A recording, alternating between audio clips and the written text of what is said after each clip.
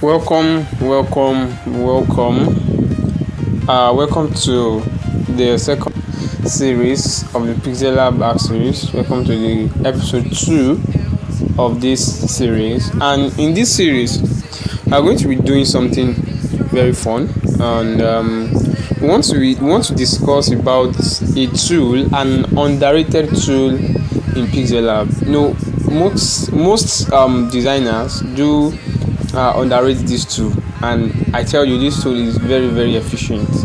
And the tool we are going to be talking about is the Bezier tool. So we are going to be exploring everything about Bezier tool. So if you are new to my channel, kindly hit that subscribe button. Yes, hit that subscribe button.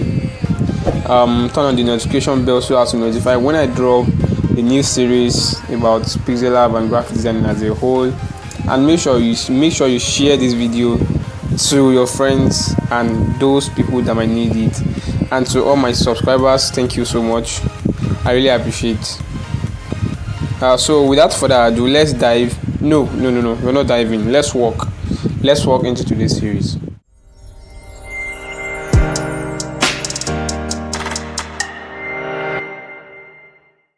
Yeah, so all we need to do is let's explore Bezier tool. Now, what is this Bezier tool about? Now, Bezier tool is a tool that we use to create. You can use this Bezier tool to create patterns. We can use it to create shapes, complicated shapes that are not in Pixellab, right? Shapes that are not in Pixellab, we can use the Bezier tool to create it. So now let's go to the Bezier tool. So this is the Bezier tool. Now I'm going to be explaining everything.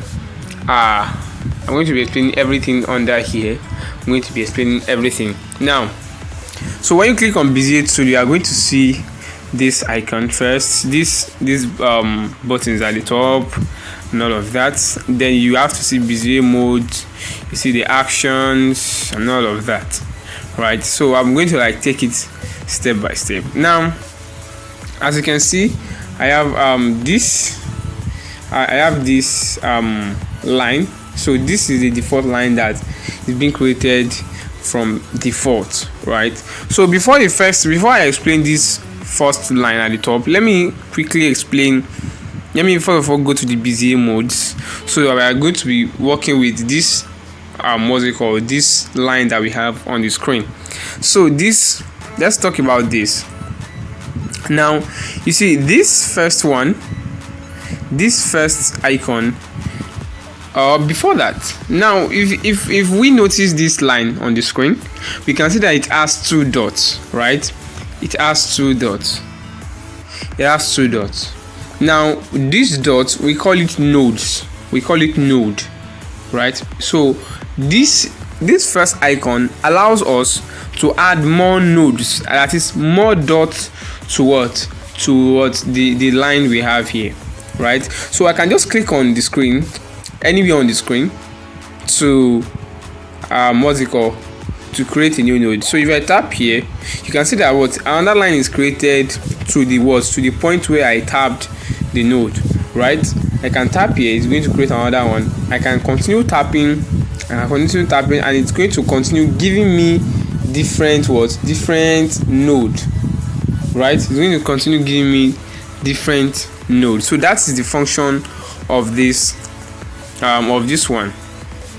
So now this second part here is the Bezier tool itself. Now the Bezier tool, it's like an handle, right? It is like an handle. Now what does this handle does? What's the function? The function is it allows us to fine-tune the curves for each node, because each node has their own specific curve, their own curve point. Each node have their own specific curve point. And for you to be able to adjust this curve point, you need to use your Bezier tool, your handle. I used to call it your handle. Now, once you click on it, you are going to have this line, this handle here. So you can drag it inside. You can drag it anywhere. So as you can see, that as the more I'm dragging it, you can see what I'm actually having. You can see it's actually controlling what the curve of this line. Now I can also click here as well, and I'm going to have what the handle for this one also, right? Can also do this, right? So that is for this. Now this third one allows us to move the whole, the whole line, the whole curve. You know, if you have any shape, you have anything, this one allows us what to move the whole curve. So you can see that it's not necessarily you touch the node itself. You can just place your hand on any part of the screen and what is going to move, right? It's going to move. Now let's now talk about these ones at the top.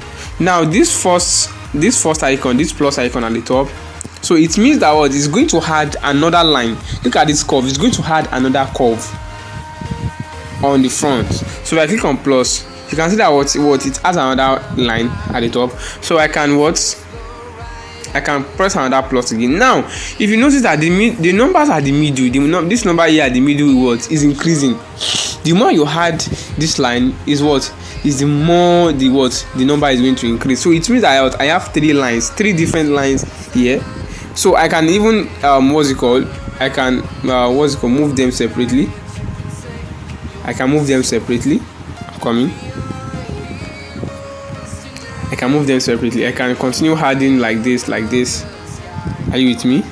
So now I have this handle here, this left and right handle after the plus. This one is the left and this one is the right. Now this one allows you to move your active line, right? So as you can see that this number is at 8. So let's say that I want to edit the very first line, like the very first line Pixellab created. So I can use this handle to go back. You can see that this number is at 1. So if I want to edit this now, I can move this, right? I can move it, right? So that is it. So I can also remove. I can also remove. I can also remove.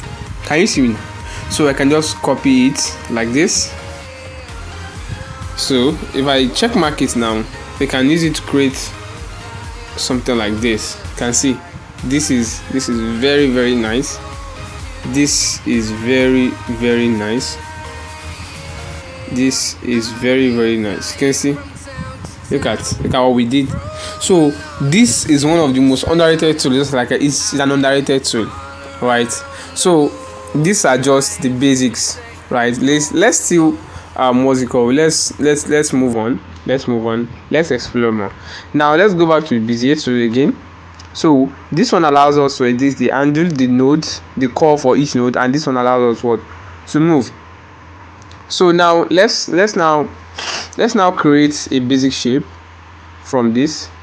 You know what? Let me hide these two. Let me hide these two. Okay, and then let's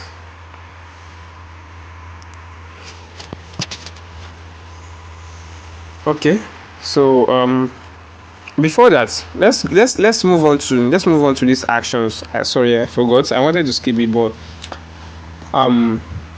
thank God I'm back on the track. Now let's move on to the actions. Now for each line, or for each shape, or for anything you create, they have different actions. Now let's say for instance I had a node here, I had another one here, but there is a mistake. Probably I'm supposed to add a node here, and I've added it at this place. So I can use this first action like to remove the current node, right? So if I click on this minus, it's going to remove the last node I added. Then this one is going to be the active, the last one is going to be the active, and then click on this first one again, it's going to remove it again, making the previous one the active one, right? If I click on this again, it's going to remove it, and if I click on this again, you can see that I have just a line. I can also remove that one as well, right? I can also remove it as well, but sometimes it might not remove. All right, it might not remove. Now,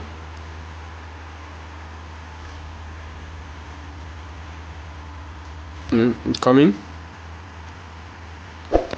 Now the second action is what is auto join, right?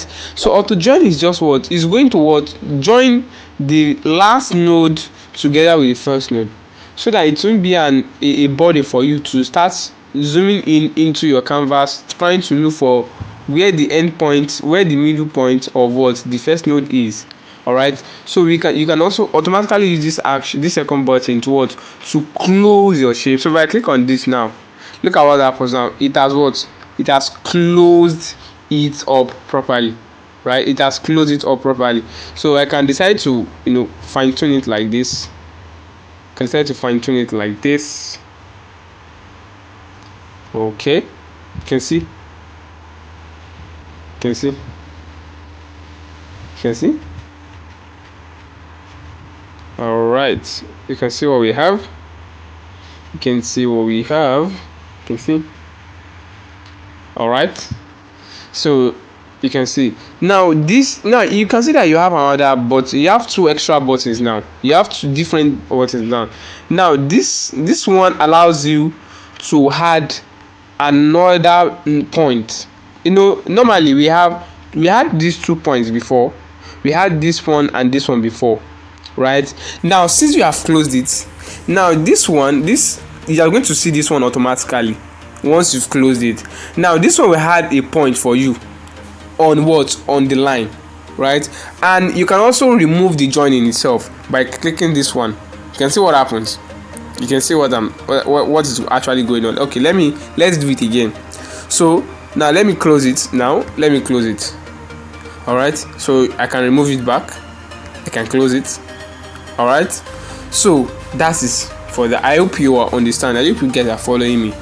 If you are not following, please go grab a cold water and come back and let's move on. All right,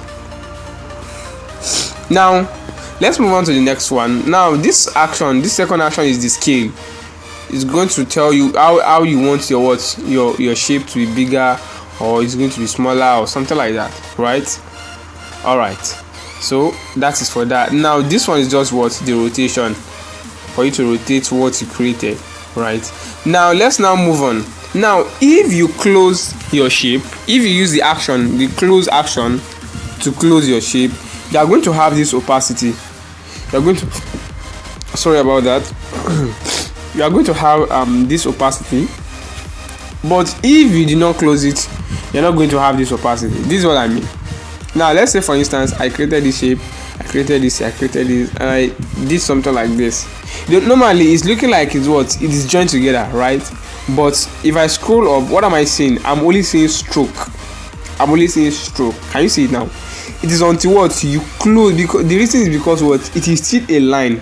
It is not a shape. Now the moment you close it, it has become a shape, right? So if I click on this now, it is now a shape. So I'll be able to see this fill, this opacity. So I can now increase the opacity to give me the shape I want. Can you see what we have now? All right, so that is for that.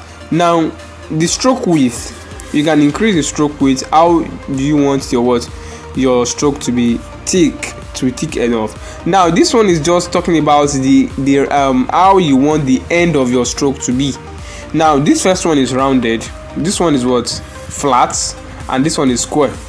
Can you see now? You can decide on which one you want to go for, right? You can decide on which one you want to go for. So that is that. You can also play with the opacity of the line itself, and you can also change the color. So this is this is just basically everything you need to know about the Bezier tool. Now let's put everything into practice, right? Let's put everything into practice. Now what we want to do now is we want to create a basic a basic square shape. We want to create a basic square shape. So for this we are going to be using our guide. And we are going to be using each node point here, I'm going to be using them.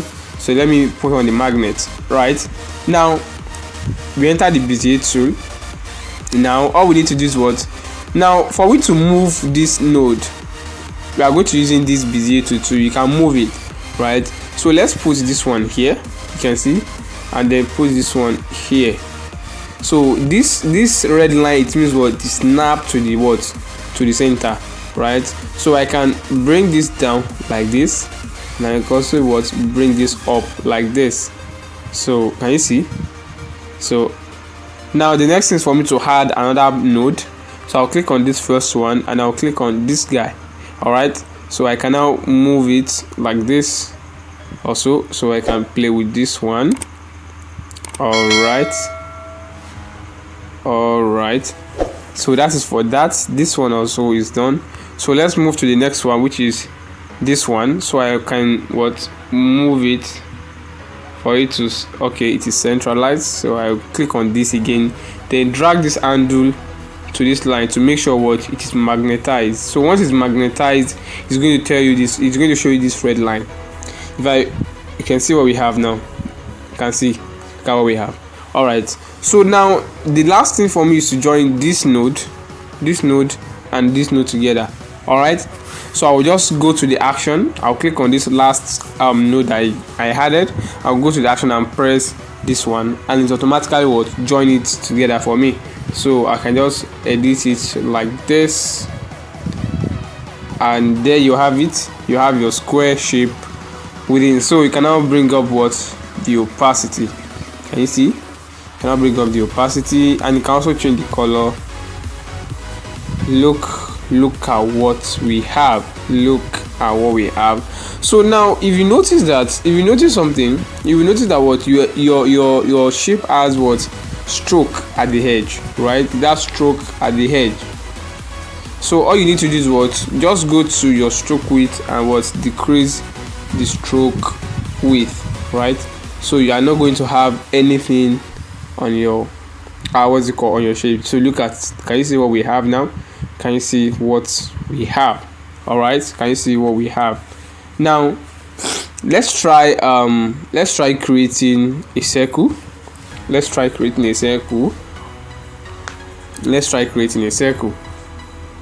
All right, so let's try creating a circle. I think I'll bring in a guide. All right, so we are going to be using this image as our guide. So let me just increase it to fill the entire space, and I will lock it in place. All right, so let me bring out the guide. All right, or let me just reduce the opacity. All right, so this is good. So now we want to use this guide to create what? A circle. So let's go to our Bezier tool as usual. So let's put, where is it? Just cancel it. Let's move here.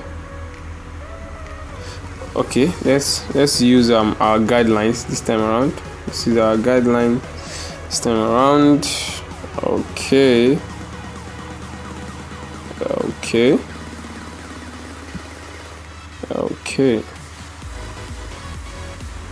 All right, I think we're good to go.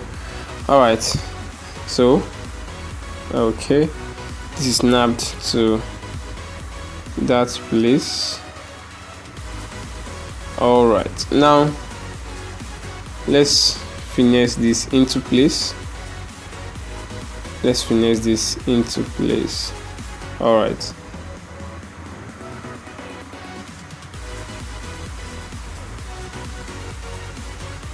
All right, so this is it. Now let's add another node here, and let's try to adjust it like this, right? Try to adjust it like this, and then let's add another node here, and then try to adjust it like this. Okay.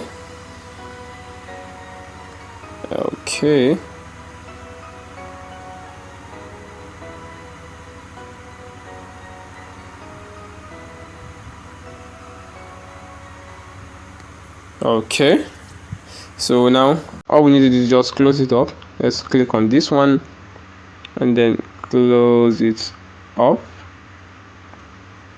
Let's close it up. Let's close it up.